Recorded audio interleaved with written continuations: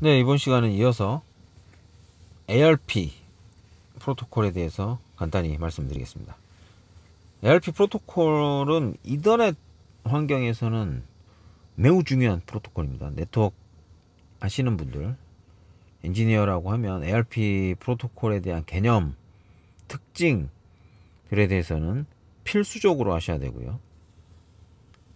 이게 이제 실제 이제 TCP/IP 기반의 통신 모델 상에서는 이 네트워크 통신 방식이 일본적으로 수동적이라고 말씀드렸어요.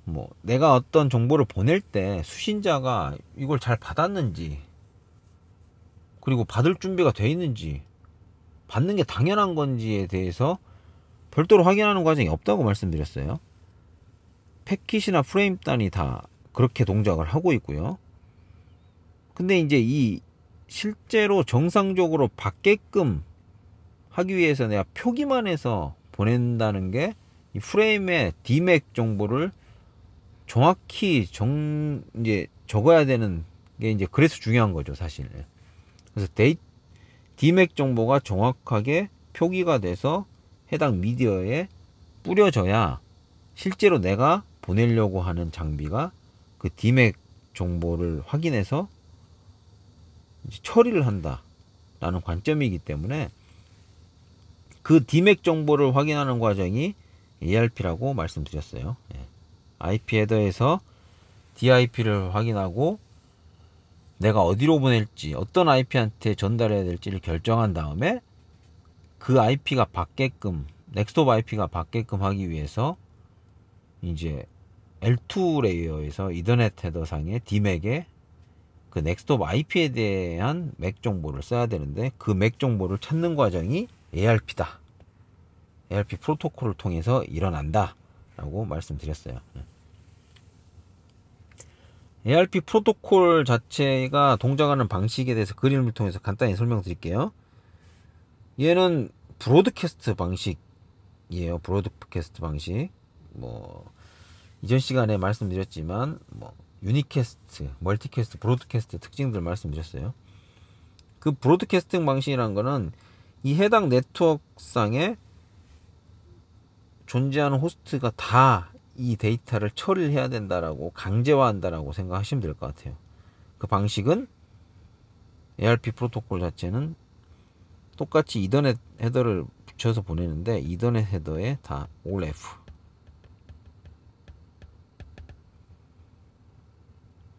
소스 맥은 자기 맥을 통해서 쓰고요. 그리고 실제 뒤에 보내는 데이터의 정보는 뭐냐? 특정 IP에 대한 맥이 누구야? 이 IP는 이제 실제 내가 ARP 아까 넥스트홉 IP에 대한 정보가 되겠죠. 맥은 그 내용을 담아서 그 해당 네트워크상에 있는 모든 호스트가 받게끔 D맥에 FFF를 넣고 이제 데이터를 전달하게 됩니다. 그러면 이 정기적인 신호가 이제 이 해당 매체를 타고 쭉 가게 되고요. 중간에 스위치가 있더라도 스위치는 D맥 정보는 확인해서 받은 인터페이스 제외한 나머지 포트로 다 뿌리게 되고요. 그러다 보니까 모든 그 해당 스위치나 해당 네트워크에 연결된 모든 호스트가 이 정보를 받게 되고, 당연히 모든 호스트가 받았으면 D맥을 확인해서 FF가 써있기 때문에 다 윗단 상위 레이어로 올려서 이 데이터를 처리해야 되는 의무를 가지게 되는 거죠. 그래서 그 해당 물어보는 IP에 대한 주인이 그 해당 IP를 가진 애는 이 IP는 난데 이 IP에 대한 맥은 뭐야 라고 보낸 애한테 이제 유니캐스트 방식으로 일단 보내죠. 다시 그 과정이 ARP 리퀘스트하고 리플라이에 대한 개념이다 라고 이해하시면 될 것 같아요. 이 그림상에서는 호스트 A가 ARP 리퀘스트를 보내는데 누구에 대한 IP를 알기 위해서 호스트 3하고 자기는 이제 통신을 하려고 하는데 같은 네트워크이기 때문에 라우팅을 해서 동일한 네트워크이다 라고 하면 바로 자기 맥을 이 3번에 대한 맥을 써서 보내면 3번이 받을 수 있겠죠. 그래서 이제 3번의 맥을 쓰려고 이더넷 프로토콜상에 쓰려고 하는데 맥을 모르는 상황에서 이제 똑같이 물어보는 이제 쿼리를 던지는 과정입니다, 지금. 그래서 이 3번에 대한 10점, 10점, 0.3번에 대한 맥이 누구냐, 맥이 뭐야? 라는 내용으로 해당 네트워크상에 뿌리면 이 네트워크에 대한 정보, 이 요청 정보는 이 해당 네트워크에 있는 모든 호스트에게 다 전달이 돼서 응답을 해야 되는 거죠. 그래서 정상적인 상황이라면 호스트 C가 이 맥 정보를 얘한테 보내주겠죠. 그 과정을 거쳐서 이 호스트 A의 ARP 테이블 상에서는 정보가 쓰이게 됩니다. 10점, 10점, 10점, 빵점 3은 위맥이다 라는 걸. 그렇게 해서 이제 ARP 테이블을 만들게 되는 거고요. 모든 PC들 똑같아요. 다 ARP 테이블을 가지고 있고요. 뭐 PC에서 확인하는 방법은 ARP-A, 뭐 PC나 서버에서 이렇게 볼 수가 있습니다. 그러면 뭐 IP에 대한 맥 정보가 확인이 되고요. 어떻게 받았다. 다이나믹이면 이런 쿼리 과정을 통해서, 스태틱이면 고정적으로 퍼머넌트하게 이제 박혀있다, 메모리상에. 그렇게 이해하시면 될 것 같아요. 일단은 그렇게 하면 이제 DMAC까지 만들어서 통신할 수 있겠죠. 근데 이제 ARP 과정이 이런 특징을 가지고 있기 때문에 이 랜단에서 내가 넥스트옵에 대한 정보를 가져야 된다라는 특징에서 활용이 많이 돼요. 예. 그래서 저기다 지금 제가 써놓은 게 그래튜터스 ARP라고 해서 GARP라는 과정이 있는데, 얘는 어떤 특징이 있냐면, 요건 뒤에 이제 이중화 할 때 별도로 한번 설명을 드리겠습니다. 이제 장비들이 이중화가 돼 있다라고 하면, 이 그림상에서 예를 들어 그냥 일반적으로 라우터가 두 개 있다라고 할게요. 얘가 이제 게이트웨이 역할을 해서 다른 네트워크로 나가는데, 이 라우터가 있으면 보통 이제 얘가 A가 이 뒷단에 있는 어떤 호스트랑 통신한다라고 하면, 실제로 라우팅에 의해서 이 IP, 이 라우터한테 보내야 된다는 걸 확인하겠죠. 디폴트 게이트웨이, 이 IP에 대한 라우팅 테이블 룩업을 했더니 없으니까 디폴트로 게이트웨이한테 얘한테 보내야 된다는 걸 알게 돼요. 그래서 ARP 쿼리를 해서 얘에 대한 맥 정보를 받겠죠. 그래서 이 실제 얘로 가는 이제 IP 패킷에 대해서 프레임 헤더에 D맥을, 이 라우터의 맥을 써서 보내게 되겠죠. 평상시에 이렇게 통신해서 계속 잘 하고 있는데, 이 라우터가 예를 들어 이중화돼 있다라고 하고, 이중화돼 있다는 얘기는 얘가 죽었을 때 얘가 이제 테이크오버를 해야 되는 상황이 발생할 수가 있겠죠.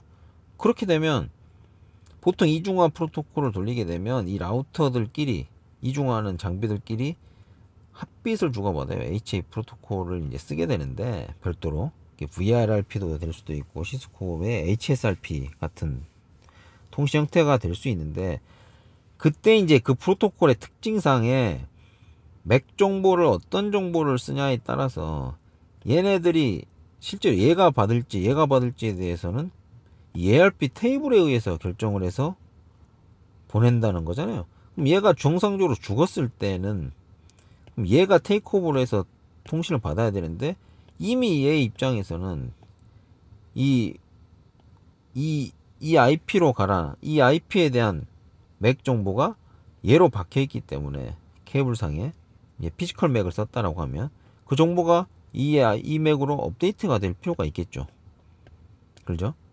그때 테이크오버를 할 때 이 라우터가 GARP라는 과정을 통해서 이 해당 네트워크에 이 IP에 대한 소유권이 나고, 이 IP에 대한 맥은 나야 라는 형태로 강제로 뿌리게 돼서, 이 GRP 패킷을 받은 호스트들은 ARP 테이블 자체가 업데이트가 된다라고 보시면 될 것 같아요. 그래서 기존에 이 254에 대한 IP에 대해서, 이제 254라는 IP를 둘 다 쓴다라고 했을 때 VIP 형태로, 평상시 원래는 이게 맥이었다가 GRP 패킷이 얘가 테이크오버를 받으면서 업데이트를 해버리는 과정을 통하면 이 맥 정보가 아닌 이 라우터, 이중화된 장비의 맥 정보로 바뀔 수 있다. 그래야지 해당 정보가 이 맥 얘한테 통신이 돼서 외부로 나갈 수 있겠죠. 이제 그렇게 보통 ARP를 이제 GRP라는 특징을 통해서 이제 이런 프로토콜을 할 때 이제 이중화라는 개념으로 많이 사용을 하게 됩니다. 요 과정에 대해서까지도 네트워크 하시는 분들은 이해를 명확히 하고 계셔야 돼요. 예. 왜냐하면 네트워크의 디바이스들은 보통 일반적으로 매우 중요하기 때문에 웬만한 장비들은 다 이중화해서 통신을 하게 되는데, 이중화할 때 고려해야 될 사항들, 이중화 프로토콜에 따라서 맥 정보가 업데이트가 돼야 되는지 안 돼야 되는지 이런 특징들도 알고 계셔야 된다라는 거고요. 그리고 또 한 가지, ARP 프로토콜 자체가 이렇게 브로드캐스트 특징들이 있기 때문에 플로딩이 된다는 거잖아요. 그래서 이제 스위치 네트워크 상에서 보통 룹 발생했을 때 패킷을 보면은 이 브로드캐스트 패킷인데, 브로드캐스트 방식으로 통신하는 프레임 자체가 ARP 말고는 별로 없어요. 그래서 이제 ARP 통신은 타이머에 의해서 ARP 테이블은 갱신되는 로직이기 때문에 주기적으로 나올 수밖에 없는데, 이 네트워크상에서 그때 이제 뭐 룹이 발생을 했을 때 이 ARP 브로드캐스트에 대한 트래픽이 보통 이제 뭐 CPU를 과부하를 줘서 계속 안 죽고 이제 계속 돌는 발생으로 해서 이제 문제가 될 수도 있고요. ERP를 가지고 악의적인 목적으로 써서 해킹하는 애들도 있어요. 자기가 이런 GRP 같은 걸 써가지고 ARP 테이블 업데이트를 시켜버리고 트래픽에 대해서 자기가 다 받게끔 하는 이런 보안적인 이슈도 발생할 수도 있고요. 그래서 ARP는 실무에서는 아주 중요하게 잘 알고 계셔야 되는 프로토콜이다.